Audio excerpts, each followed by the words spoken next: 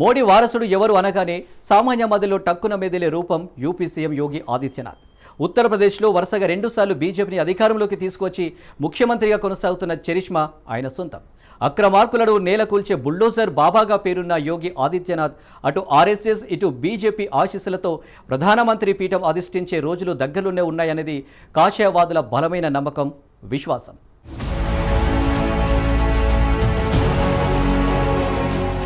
వారసత్వ రాజకీయాలు లేని బీజేపీలో ఎవరైనా ప్రధానమంత్రి పదవి చేపట్టొచ్చునని చరిత్ర రుజువు చేసిన నిజం. నాడు వాజ్పేయి అయినా, నేడు నరేంద్ర మోదీ అయినా, రేపు యోగి అయినా, మరెవరైనా పార్టీ ఆమోదం చాలు.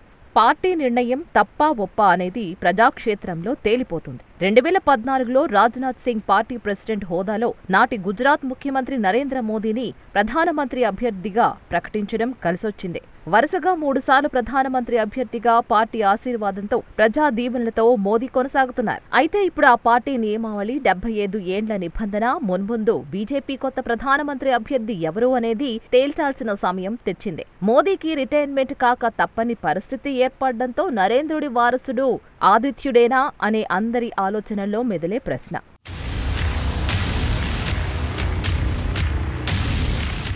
ఉత్తరప్రదేశ్ రాష్ట్రం అత్యధిక మంది ఎంపీలను అందించే రాష్ట్రం. మునుముందు నియోజకవర్గాల పునర్విభజనతో మరిన్ని సీట్లు పెరిగినా నిర్ణయాత్మక శక్తిగా ఉత్తరప్రదేశ్ కీలకంగా మారుతుంది. ఇది ప్రాంతీయంగా యోగి ఆదిత్యనాథ్కు కలిసి వచ్చే అంశం. కరుడుగట్టిన హిందుత్వవాదిగా కాషాయ దళం మెప్పు పొందిన యోగికి ఆర్ఎస్ఎస్ అండదండలు కూడా ఉన్నాయనేది కమలం పార్టీలో వినిపించే మాట.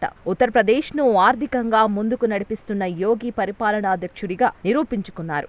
5 సార్లు ఎంపీగా పనిచేసిన అనుభవం ఆయనకుంది.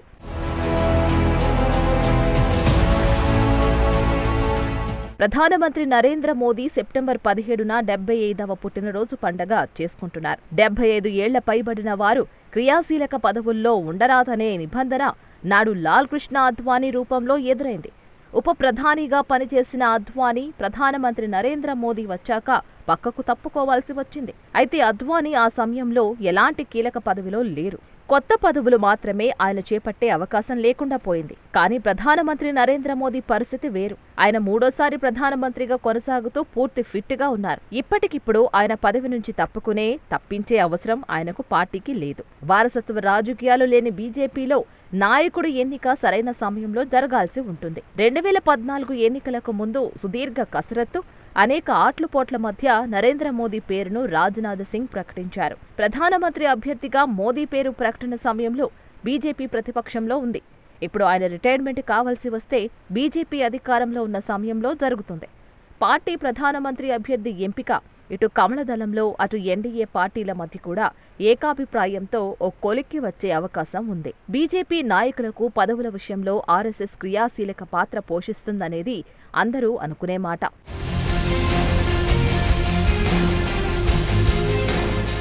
దీంతో ప్రధానమంత్రి అభ్యర్థిత్వం విషయంలో ఇప్పటి నుంచే ప్రాసెస్ స్టార్ట్ అవుతుంది అనే టాక్ ఉంది. హిందుత్వాస్త్రం మోదీని ప్రధానమంత్రి అభ్యర్థిగా ప్రకటించిన 2014కు నేటి 2025కు టోటల్ డిఫరెంట్ పొలిటికల్ యాంగిల్ తీసుకుంది. నాడు హిందుత్వ పేరు ఎత్తితే అదో మతోన్మాద పార్టీగా ముద్ర.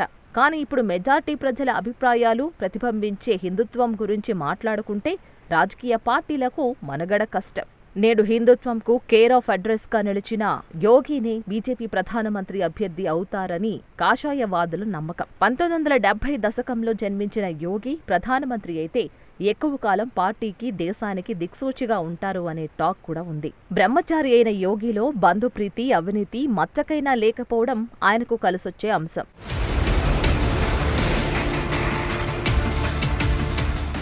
రాజకీయాల్లో ఎప్పుడు ఏం జరుగుతుందో ఎవరు చెప్పలేరు.